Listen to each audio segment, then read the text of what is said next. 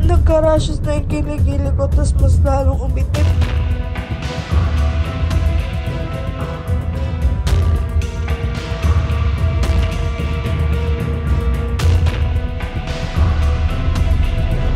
Guys, awareness lang. Grabe yung nangyari sa akin. Sobrang hapdi na talaga niya, as in. Tignan nyo, nagka-rashes na yung kilikili ko, tas mas lalong umitim. Dalawang kilikili ko, ganyan mga mix. Nagka-rashes na yung kilikili ko, tas mas lalong umitim.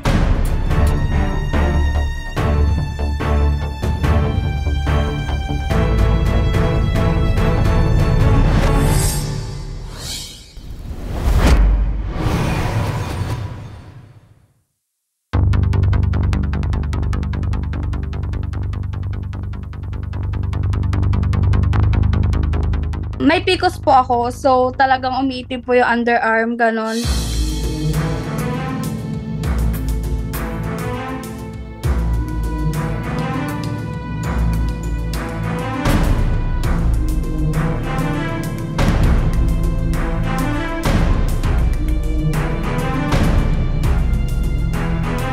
Nakita ko po siya, nakakaputi daw po, kaya ginamit ko din. Tapos nung una naman po, okay naman siya nung first day ko gamitin. Okay na okay siya. Parang pumuputi ka agad. Pero nung second day ko, yun na po. Nagka-redness na po siya. Tapos nagka-rashes. Tapos nangangati.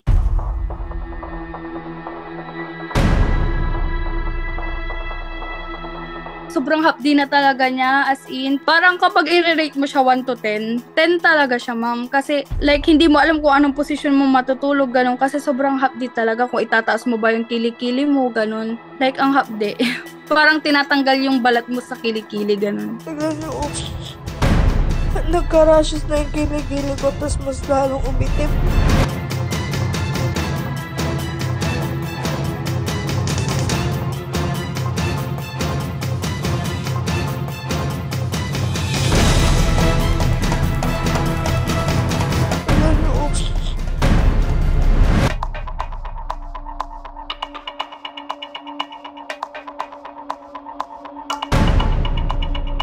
This is the third time yata na in-interview ko tungkol yan because of a lot of side effects. So, ang isang side effect niya is the irritation and contact dermatitis. So, that is most probably what our case study has, no?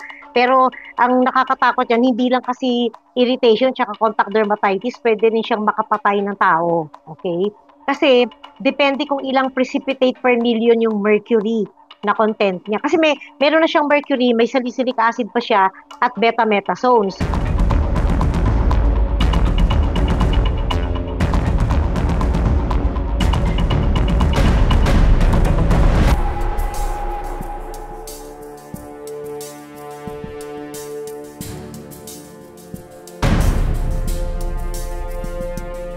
As of now, based on our FDA verification portal, this product, wala pa rin siyang authorization coming from the Food and Drug Administration. This advisory number 2021-1187 ay still in effect po ito as long as the product and nag-circulate pa rin sa market and wala pa rin po authorization from the Food and Drug Administration. Yung mga produkto na hindi dumaan sa FDA, walang kaukulang authorization katulad ng Certificate of Product Notification for cosmetics, hindi tayo nakakasiguro na ligtas ano yung laman ng mga produktong ito. So maaaring magkaroon ng hindi inaasahang pangyayari katulad ng mga untoward effects katulad ng pangangati ng balat.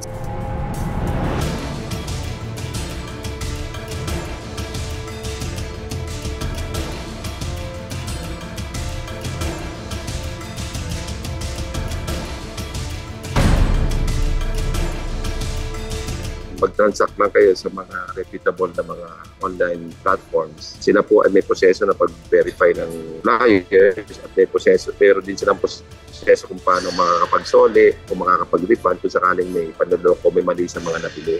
Pangalawa, iwasan po natin na masyadong maniwala dun sa mga too good to be true na mga promo o mga nagbebenta. Kasi posible po kayo maloko pag gano'n. Pangatlo, kailangan mapanuri.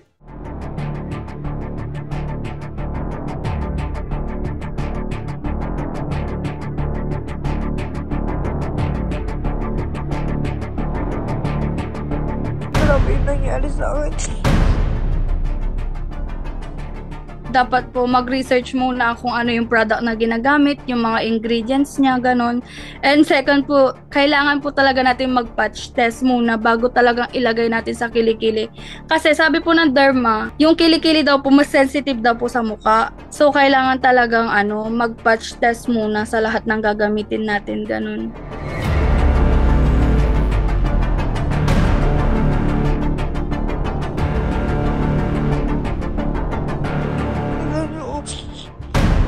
Nagka-rashes na yung kilikili ko, tas mas lalong umitim.